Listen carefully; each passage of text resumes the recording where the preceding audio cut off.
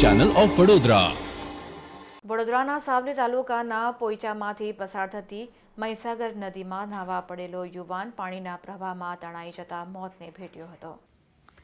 સાવલી તાલુકાના કનોડા પોઈચા મહીસાગર નદીમાં ગતરોજ બાધા કરવા આવેલ અલ્પેશ તળપદા નામનો વ્યક્તિ સાવલી તાલુકાના ભમ્બર ઘોડા ખાતે મંદિરમાં માતાજીની બાધા પૂરી કરવા માટે આવ્યો હતો।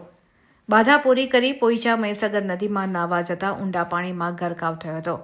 આ ઘટનાની જાણ સાવલી પોલીસને થતાં સ્થળ પર પોલીસ દોડી આવી હતી અને એનડીઆરએફની ટીમ દ્વારા ગઈકાલથી શોધખોળ કરવામાં આવતા આજરોજ સવારે આ યુવાનનો મૃતદેહ મળી આવ્યો હતો। મૃતદેહને પોસ્ટમોર્ટમ માટે સાવલી આરોગ્ય કેન્દ્રમાં મોકલી આપીને આગળની વધુ તપાસ હાથ ધરવામાં આવી છે।